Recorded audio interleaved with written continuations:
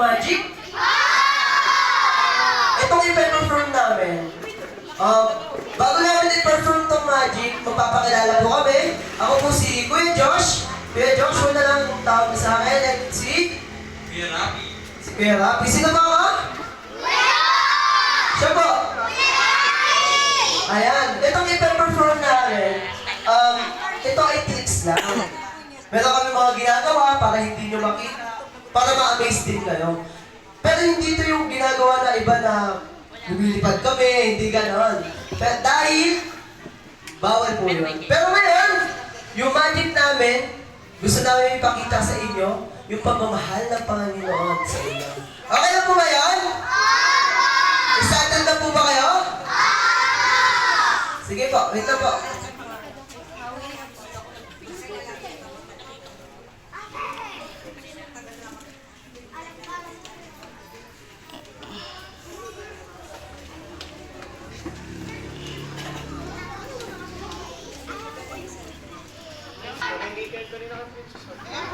Excited na ba kayo? Okay.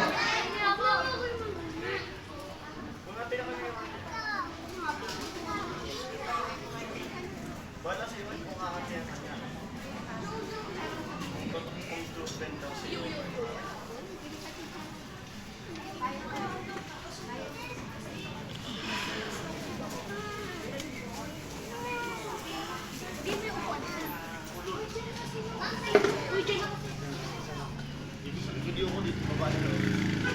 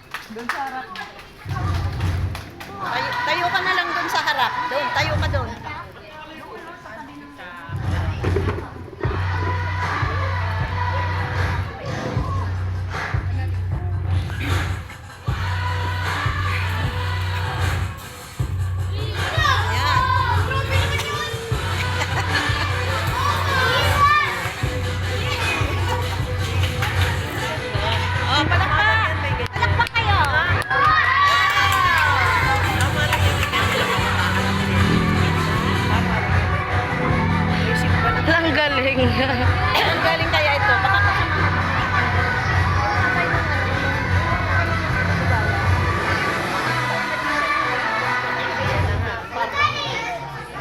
Oh, yan.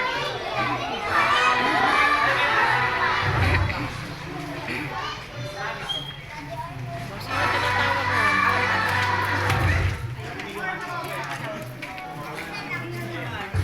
Ano, no?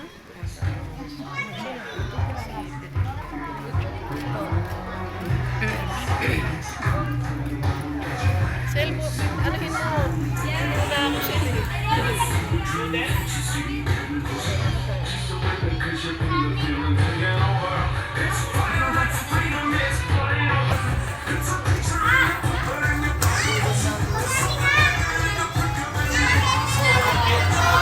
Pancit Canton. Pancit Canton.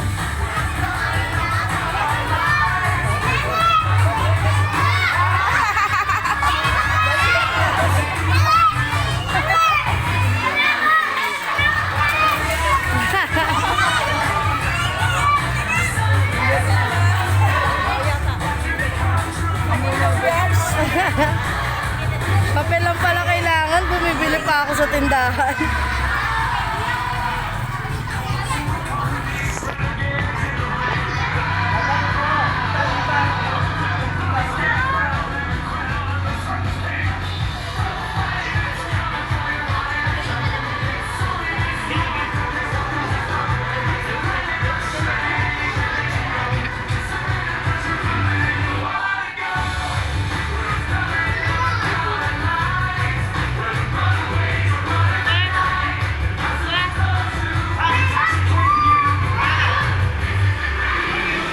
Nawala. Nawala.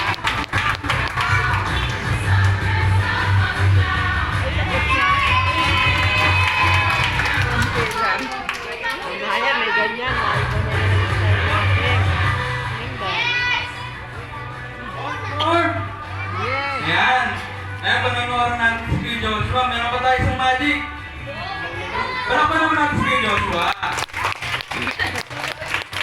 Ayun, nag-enjoy ba kayo? Nag-enjoy ba kayo sa magic? Opo. Sino dito ang nag-enjoy? Taas ang kamay! Kami! Sino dito yung malungkot? Malungkot kanina, pero nang nakita si Kuya Rafi, masaya! Oh, ang dami din. Ayan. Lahat ng yan is trick lang. Ayan. Sino ba gusto ng magic trick? Kami rin. Kami rin. Okay. Okay lang ba kahit hindi ako naka-mic? Rinig ako? Sino ba nakakaalam ng hawak ko? Ano tawag dito? Dyaryo. Sino dito yung nagbabasa ng dyaryo? Yan, syempre, sa mami. Kami. Dito, ayan. Pero kami, di namin naranasan ito.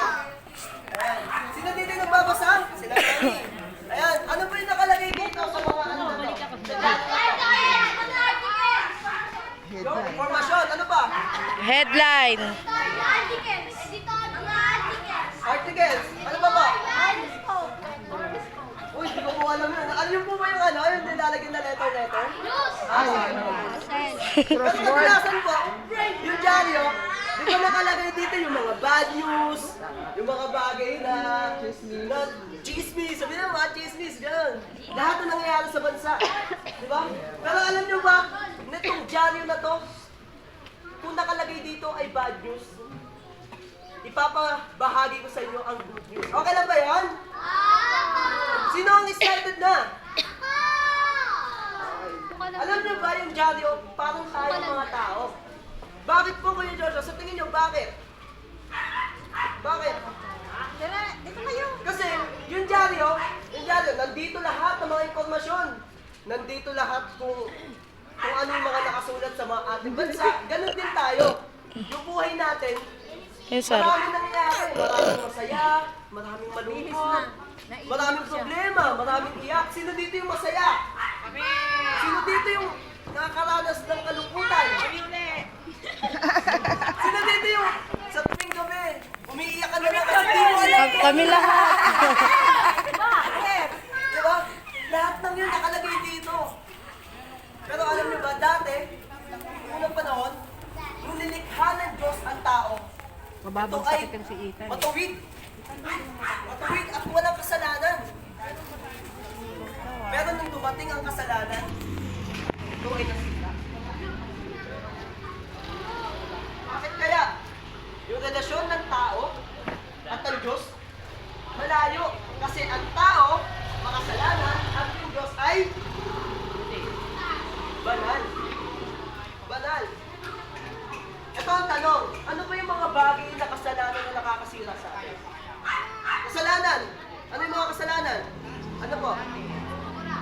Pagmumura, ano pa? Pagsisinungaling, yan. Talagang ano yan. Ano pa? Sino dito yung nangungupit? Yan, mga bata, yung mahilig. Sino dito yung nangungupit? Ng piso, bindito. Pagtulog si mami, bibili na akong candy. Kumuha ko ng ano, pati kay mami. Alam niyo ba pati yun? Kasalanan. Ano nangyari? Yung buhay natin, ano? Sira na. Maganda pa ba? Hindi na. Sira na. At, sa tingin niyo ba makakapunta tayo sa langit nito kasi makasalanan tayo? Hindi na. Diba? Kasi nga, wala na eh. Sira-sira na eh. Kung tayo lang gagawa, kung tayo lang magdidesisyon sa buhay natin, ito ang mangyayari. Masisira. Alam mo ba, minsan, alam niyo ba, pag nakaupo lang kayo, nakagawa na rin kayo ng mali. Paano kaya alam ko yung Diyos? Nakaupo lang ako, nakagawa na ako ng mali. Ano? Ha? Islam? Okay. Hindi. Kasi alam mo bakit? Minsan, kapag naiinis ka sa katabi mo, ako nga, ginagawa na yun. Pero alam mo, masama rin yun. Sabi rin kasi ng Diyos, huwag mong saktan yung kapwa mo. Ano nangyari sa buhay natin? Sira na. Sabi sa Romans 6:23, ang kabayaran ng kasalanan ay kamatayan. Pag sinabing kabayaran, ano pong pasok sa isip natin? Tax. Ano, tax agad, no? No? Pag sinabing kabayaran, kunyari kapag bumili ka sa tindahan, di ba? Anong ginagawa mo? Magbabayad ka. Kasi bibili ka. Yung kasalanan, nakabayaran ng kasalanan natin, ano? Pag gumagawa ka ng mali, parusa, kamatayan. Pag sinabi kamatayan, yun yung pagkakaiwalin natin sa Diyos. Pero hindi pa natapos yung verse doon.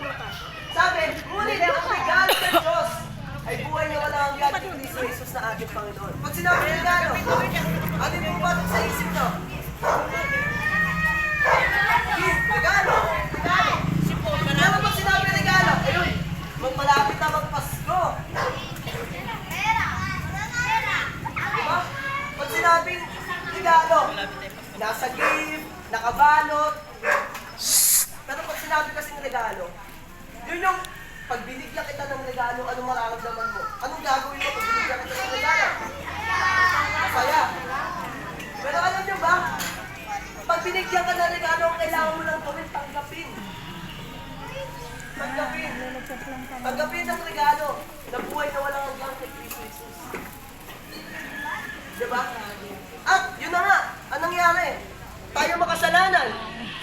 At hindi tayo makakapunta ng lahat kasi makasalanan tayo. Anong kailangan natin gawin? Sinabi sa John 3:16, sobrang mahal ng Diyos ang tao sa mundo. Kaya binigay niya ang kaisa-isang anak upang ang lahat na sumampalataya sa kanya hindi magkama kundi magkaroon ng buhay na walang hanggan. Pag sinabing regalo, kailangan mo rin tanggapin. Ano kung kailangan mo tanggapin? Tanggapin mo regalo, tama. Na binigay ng Diyos. Yun yung buhay na walang hanggan. Kaya tayo makasalanan, buhay natin sira-sira. Paano natin maayos yun? Kailangan natin sino? Kailangan natin ang Panginoon sa buhay natin. Na tayo sira-sira. Ano nangyari? Ito, ano nangyari?